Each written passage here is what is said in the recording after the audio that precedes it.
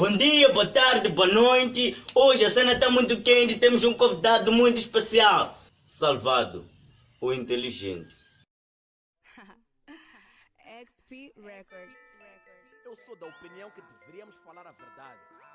Até pergunta lá se está on isso. Está a gravar? Songo News. Só novidades. Sim, doutor Salvado. Já como é que o senhor está? Estou bem, graças a Deus, me sinto saudade. E essa maneira de vestir, de onde é que o senhor vem?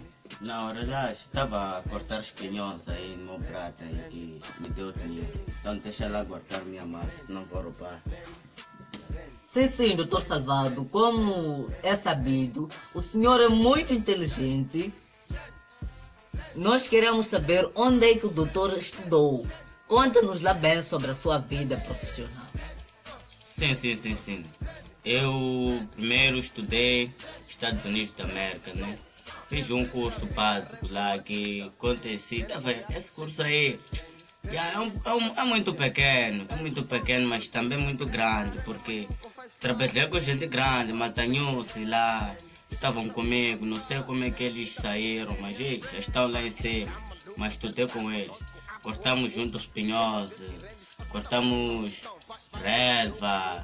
Esse é o nosso curso que fizemos. Sim, senhor. Já que dizem que o senhor é doutor, por que foi parar com os espanhóis e os foi presidente? Não, bem, aquela que tem costas quentes, enquanto eu não tenho costas quentes. Então, quando volta para cá, as coisas complicou muito.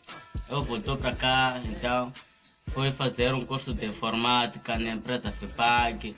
Então, quando fui na empresa de eletricidade, me mandaram cortar tubo, tá vendo? Sim, doutor. Já que o senhor é doutor, como é que o senhor foi parar nos tubos? Por que o senhor foi mandado cortar tubos? Não, bem, você está a ficar um pouco embaraçado, tá vendo? Eu estou a mandar cortar tubo porque não é que sou doutor porque estudei, tá vendo?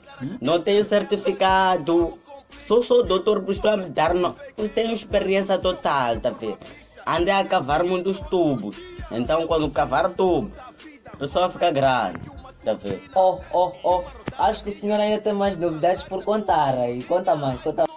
Ainda estou Será que lá na sua empresa o senhor é que manda? Ou você próprio? Nada. Essas pessoas merecem cadeia. Eu estou a dizer que sou doutor, mas lá tem chefe, não sou chefe, tá vendo, doutor?